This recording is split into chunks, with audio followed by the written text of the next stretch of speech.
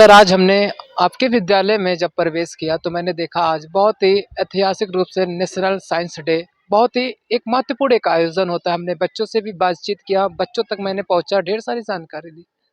मैं अब आपसे सवाल करना चाहता हूँ, आखिर आपका प्रयास क्या है, दिखाना चाहते हैं आप? प्रयास मात्र हमारा ही नहीं है। प्रयास विद्यालय परिवार का है, शिक्षकों का है, प्रबंधक महोदय का है, प्रबंध समिति का है, अभिभावक का है, छात्र छात्राओं का है, सबका मिला जुला प्रयास है। और प्रयास यही है कि बच्चों का सर्वांगीण विकास होना चाहिए। शिक्षा के क्षेत्र में, कला के क्षेत्र में, विज्ञान के क्षेत्र में, तकनीकी के क्षेत्र में, खेल कूद के क्षेत्र में, कौशल के क्षेत्र में, हर क्षेत्र में उनका सर्वांगीण विकास होना चाहिए। ये चीज़ हर विद्यालयों का कहना है, उसी में से आपका भी विद्यालय, आप भी कर रहे हैं। बिल्कुल, एक्चुअली शिक्षा का उद्देश्य ही यही है। जितने भी विद्यालय संचालित हो रहे हैं, सभी विद्यालय का यही उद्देश्य है कि बच्चों का सर्वांगीण विकास हो, सर्कुलर डेवलपमेंट हो। और हम भी उसी दिशा में काम कर रहे हैं, लेकिन हमारे और अन्य लोगों के काम करने में थोड़ा सा अंतर है। सर, जो समाज अशिक्षित है, मैं लोगों के बीच में जाता हूँ, ये भी सब कहने को मिलता है कि विद्यालय ये सब कुछ कराता है, ये एक पब्लिसिटी लेना चाहता है, ये सब कार्यक्रम करवाता है तो बच्चे उसमें पार्टिसिपेट करते हैं, धनोत्पार्जन किया जाता है, ये सारी चीज़ें सुनने को मिलता है आए दिन। ये जो मीडिया है ना, समाज का आईना है। समाज वो देखेगा जो आप दिखाएंगे। आप पारदर्शिता रखेंगे, समाज हमारा मैसेज बिल्कुल सकारात्मक रूप से लेगा।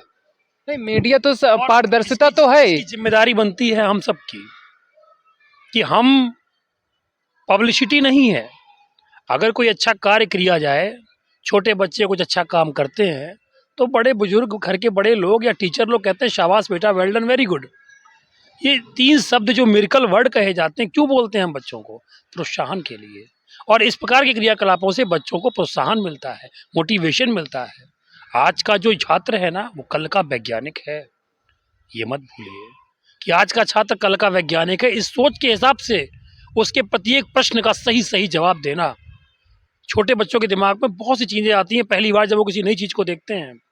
तो उसी समय से लेकर, चाहे वो 3 साल से लेकर 30 साल, या मैं कह रहा हूँ 73 साल तक की जीवन हो, मनुष्य को कोशिश करना चाहिए हर एक कौतूहल वाले प्रश्न का सटीक और सही जानकारी वाला उत्तर दें, जिससे बच्चों का सर्वांगीण विकास हो, उनको जानकारी सही मिले।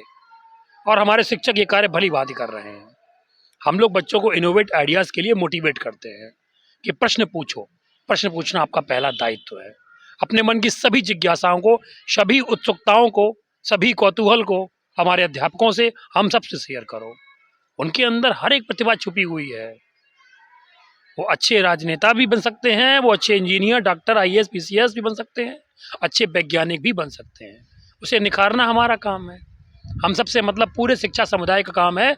हर एक विद्यालय परिवार की ये प्राथमिक जिम्मेदारी है और इसको लेना ही होगा। इसको पब्लिसिटी कहें तो मुझे नहीं लगता कि ये पब्लिसिटी है। व्यक्ति अपनी अच्छी चीज़ों को अगर अच्छे से करना चाहता है तो इसमें पब्लिसिटी ऐसा कोई प्रश्न ही नहीं। लेकिन आप मीडिया को सीधा निशाना आपने लिया। आज के दौर में देखा जा रहा है, आप एक विद्यालय चला रहे हैं, शिक्षा भी दे रहे हैं, आखिर ये दिन क्यों देखना पड़ रहा है कि बच्चे आजकल के शिक्षित जब ज़्यादा हो जा रहे हैं तो वृद्धाश्रम में माँ बाप को ले जा करके रख दे रहे हैं कि उनकी कोई ज़रूरत नहीं है, तो ये तो पब्लिसिटी हुआ ना सर। जब तक आप अपनी कल्चर्स को भूल कर और दूसरे को कॉपी करने में लगे रहेंगे, तब तक वृद्धाश्रम रहेंगे। हमारे जो हमारा भारतवर्ष है, यहाँ की जो एजुकेशन पैटर्न है बहुत ही एंशिएंट और बहुत ही प्रिमिटिव है। यहाँ गुरुकुल की परंपरा रही है।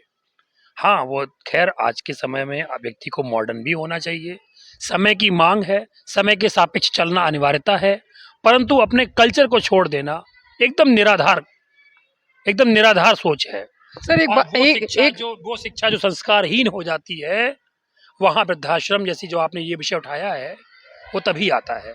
बच्चों को शिक्षित करने से पहले संस्कारित करें, उनके अंदर कल्चर्स डालें, संस्कार डालें, परिवार के प्रति उनके अंदर स्नेह, आकर्षण, जुड़ाव, लगाव रहे, इसका प्रयास करना भी हमारा काम है।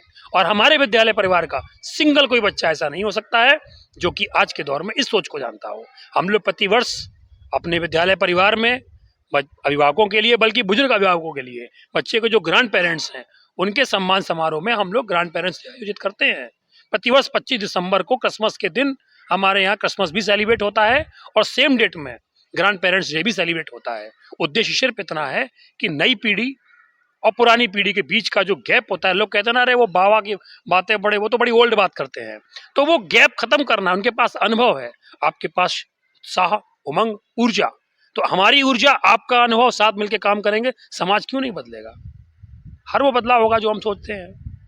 सर नहीं बदल सकता, क्योंकि ये देखा जाता है कि जब बच्चा विद्यालय में पढ़ता है तो आप लोगों की डर की वजह से वो एक डिसिप्लिन में रहता है, लेकिन जब वही बच्चा इस विद्यालय के गेट से बाहर होता है तो वो सारी चीज़ों को भूल जाता है। नहीं, देखिए, आज ऐसा दिन आ रहा है कि वृद्धा आश्रम में इतनी ज्यादा संख्या हो जा रही है, आप जा करके देखेंगे तो आप दांत के तले उंगली दबाएंगे, धिक्कारेंगे कि हमारा समाज, हमारे देश के नागरिक ऐसी स्थिति में है। नहीं, इस विषय पर हमारी भी पकड़ है, हम भी कई सालों से देखते आ रहे हैं और ये संवेदनशील विषय है, समाज के लिए जरूरी है।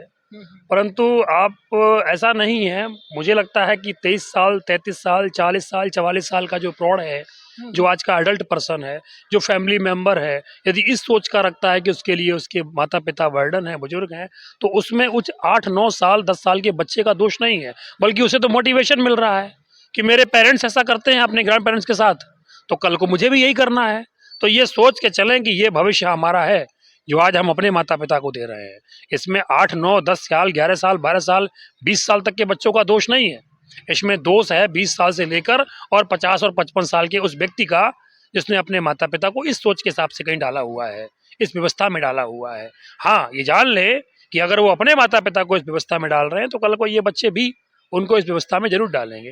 हालांकि ऐसा होता नहीं है। बस्ती जनपद में मुझे नहीं लगता कि अभी हमारे समाज में ये चीज़ आ पाई है, या परिवार इतने संस्कार विहीन हो गए। बस्ती जनपद क्या, मैं बात करूं अगर उत्तर प्रदेश की भी, तो भी काफ़ी स्तर तक हमारे यहाँ जो है अभी ये कल्चर नहीं आ पाया है, और इसका काम हम शिक्षकों को करना होगा, विद्यालय परिवार को करना होगा कि इस कच्ची मिट्टी को, इस कम उम्र में ही इन बच्चों को ये सोच और समझ लानी होगी कि परिवार के बुजुर्ग परिवार का बोझ नहीं होते हैं, वो परिवार की वटवृक्ष की जड़ होते हैं। जड़ से टूट कर यदि पत्ता गिरा तो फिर वो हवा में रहेगा या बह जाएगा, उड़ जाएगा, उसका कोई अस्तित्व नहीं बचेगा। तो ये शिक्षा, ये संस्कार, ये सोच छोटे बच्चों से इसी समय लानी है, इसी कच्ची मिट्टी में। 30 साल के बाद नहीं बदल पाओगे आप उसे, 3 साल से लेकर 13 साल तक बदल लोगे। तो हम प्रयास करते हैं, हम प्रत्येक शनिवार को अपने बच्चों को मैं विशेष तौर से होमवर्क देता हूँ कि आप 1 घंटा अपने डोमेस्टिक वर्क में अपनी मदर या ग्रैंड मदर्स की हेल्प करेंगे और 1 घंटा अपने फादर या ग्रैंड पेरेंट्स के साथ बैठ के बिताएंगे। उनसे पूछेंगे उनके अचीवमेंट के बारे में, उनके जीवन के बारे में, उनकी उन चीज़ों के बारे में जो उन्होंने एक्सपीरियंस, अनुभव के आधार पर ली हुई हैं। तो क्यों, इसका प्रयास क्या है? मोबाइल की दुनिया से बाहर निकलें, जाएं, अपने पेरेंट्स के साथ समय बिताएं, परिवार के प्रति उनका लगाव बढ़ेगा, जुड़ाव बढ़ेगा। वरना आजकल के बच्चे कोचिंग से स्कूल, स्कूल से कोचिंग, मोबाइल, ऐसा है, मतलब 100 में 100% नहीं, लेकिन कुछ परसेंट ये वर्ग भी है। अब उसमें हम सभी के पास समय नहीं है। अभिभावक कहता है सर समय नहीं है, समय निकालना पड़ेगा। अगर आज आपने समय नहीं दिया तो जिस वर्ष आपके कंधे झुक रहे होंगे, जिस वर्ष आपके कंधे झुककर बूढ़े हो रहे होंगे, इन बच्चों के पास आपके लिए समय नहीं होगा। मैं कटु सत्य बोल रहा हूँ। जी जी। ये सबको समझना पड़ेगा कि ये बच्चे जो है वो समाज की धरोहर है, इनको आगे, ये भविष्य है देश का, और भविष्य से अंधकार में शिक्षा विहीन, संस्कार विहीन। शिक्षा के साथ साथ संस्कार उतना ही जरूरी है जैसे ऑक्सीजन के साथ पानी। ना तो केवल ऑक्सीजन के दम पे आप जीवित रह सकते हैं कि हमको ऑक्सीजन मिल रही है, आपको बिल्कुल पानी ना दिया जाए तो आप जीवित नहीं रह सकते। पानी भी जरूरी है, ऑक्सीजन भी जरूरी है, शिक्षा भी जरूरी है, संस्कार भी जरूरी है।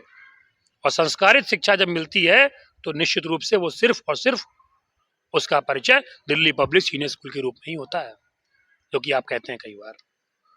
ठीक है सर, आपसे बात करके आप बहुत ही अच्छा लगा। तो दर्शकों, आपने देखा, हमने आर.के. दीक्षित सर से बातचीत किया, जो प्रबंधक निदेशक भी हैं, और बहुत अच्छी बात सर ने आज बताया आप लोगों के लिए। इस ज़रूर अपने जीवन में इस बात को गांठ बांध लीजिए कि शिक्षा के साथ संस्कार भी ज़रूरी है। आजकल बच्चे सफलता तो हासिल करने की कोशिश करते हैं, वो अच्छा पद ढूंढना चाहते हैं, आईएएस बनना चाहते हैं, पीसीएस बनना चाहते हैं, बड़े बड़े पोस्ट उनको चाहिए, लेकिन उसके पीछे का रहस्य और क्या करना चाहिए ये उनको नहीं पता।